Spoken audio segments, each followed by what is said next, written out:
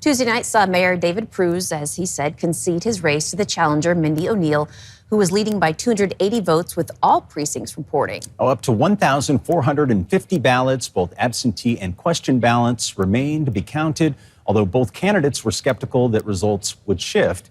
However, the city clerk says that a concession would not impact the result of the election if Cruz should ultimately make up that deficit and pull ahead. If that is the case, he would be elected to a second term. Alaska's news source did catch up with both candidates last night for their reactions. I am so pleased that the message that we ran with resonated with the residents of Fairbanks. And with a sneak peek of what's to come in the 2026 midterms, we head over to Fairbanks, Alaska. Yes, Alaska, specifically to a territory in which Trump won by over 10 points back in 2020. Well, something happened that shows a gaping crack in MAGA's armor. See, in the 2025 election, Mindy O'Neill defeated Republican incumbent David Cruz to become the mayor of Fairbanks.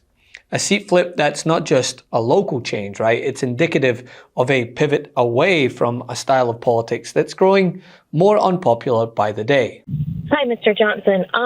So my question or comments are related to what you said yesterday about not being open to pass any legislation to ensure that military gets paid. I'm sure you can tell by my voice I'm very shaky. Just want you to hear a little bit about my family. I have two medically fragile children. I have a husband who actively serves this country.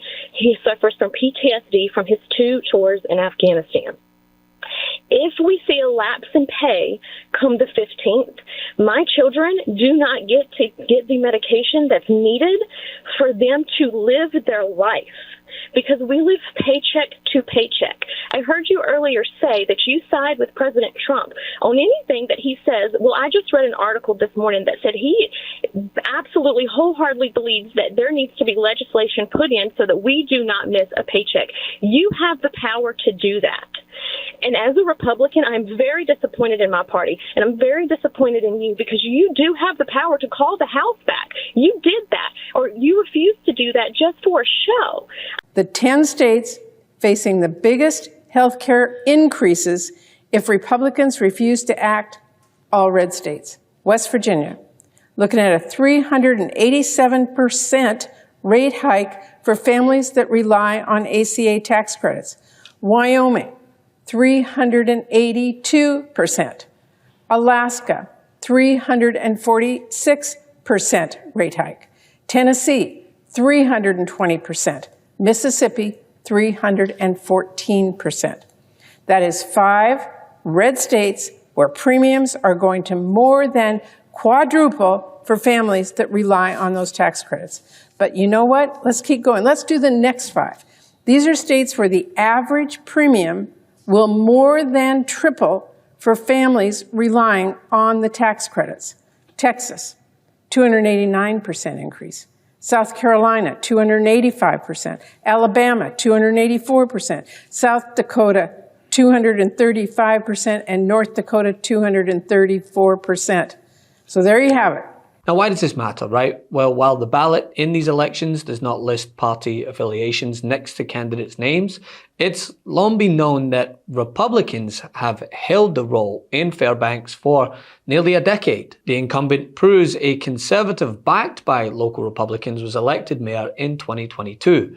O'Neill, the presiding officer at the time of the Fairbanks North Star Borough Assembly, was endorsed by the Alaska Democratic Party. Democrats flipping the seat comes as the party hopes to compete in statewide contests for the Senate and House in 2026. The state of Alaska has only elected 1 Democratic senator since 1981 and only 1 Democratic House member since 1973. Trump easily won the state by double digits in 2016, 2020, and in 2024. As election results continue to come in, Fairbanks has a new mayor.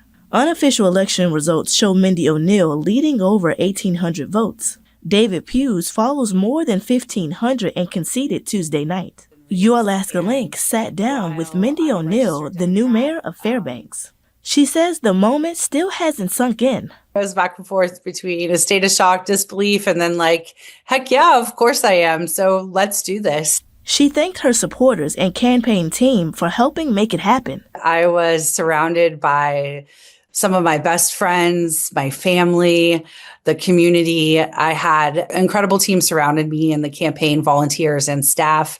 One of her first priorities as mayor is addressing the city's homelessness crisis. Our neighbors that I am willing and ready to work together with other organizations, better facilitation and how we reach out. O'Neill wants to breathe new life into downtown Fairbanks. And I'm very excited to bring some new energy into our downtown area, which is really the heartthrob of our city. The mayor of Fairbanks will officially take office later this month. LaShawn Donaldson, Your Alaska Link. So yeah, this is a major upset, right? O'Neill's win is not just a reassertion of Democratic presence, it's a challenge to the idea that certain places in the country are just permanently sealed to change. Which we know this year, it's not the case. There's been flips across the board. In Pennsylvania, a 36th Senate district, a Democrat, James Andrew Malone, he won a special election in that district, which Trump won by 15 points in 2020. Democrat James Malone from East Petersburg Borough was just declared the winner of Tuesday's election,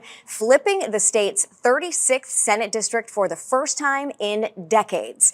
Fox 43's Matt Kleinditz joins us now to break down the election results. Matt. Well, Amy, according to results from Lancaster County's Board of Elections, Democrat James Malone holds a 482-vote lead over Republican challenger Josh Parsons. That puts Malone above the mandatory recount threshold and will flip a district President Trump won by 15 points in November. A shocking election result from Lancaster County as Pennsylvania's 36th Senate district flips from red to blue. There is no safe seat, or there's no place that is not available to run. Hours after polls closed across northern Lancaster County, Democrat James Malone was projected the winner of Tuesday's special election. In Iowa, Democrat Caitlin Dray flipped a seat in a special election, defeating a MAGA-aligned Republican and breaking the GOP supermajority.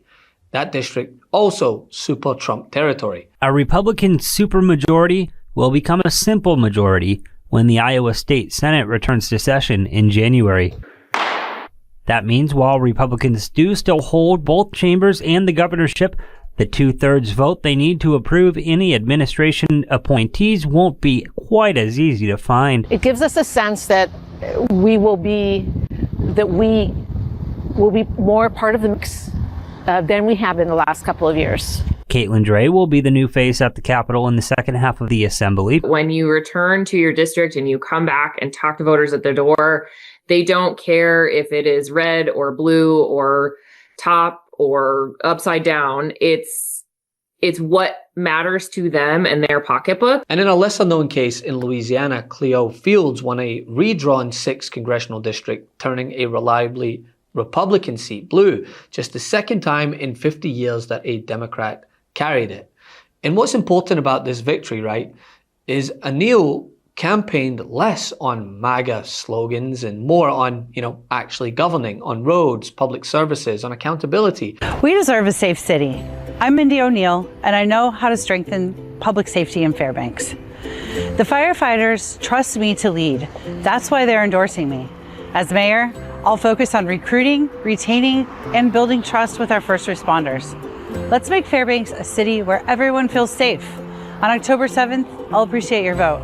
Paid for by the Mindy Campaign, P.O. Box 70641, Fairbanks, Alaska 99707. And when you put that next to what we are seeing nationally, a series of upsets in state and federal races, as well as plummeting poll numbers across the GOP, the pattern becomes harder to ignore. New Washington Post poll.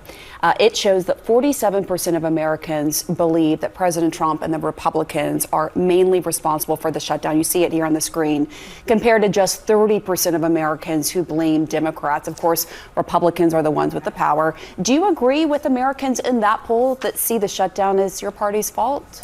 You know what? I don't think the shutdown is popular for either side. And so I see the shutdown completely different from maybe my party leadership. And I'm not putting the blame on the president. I'm actually putting the blame on the speaker and Leader Thune in the Senate. This should not be happening. Want to stay plugged in? Become a subscriber to our Substack at MeidasPlus.com. You'll get daily recaps from Ron Filipkowski, ad-free episodes of our podcast, and more exclusive content only available at MeidasPlus.com.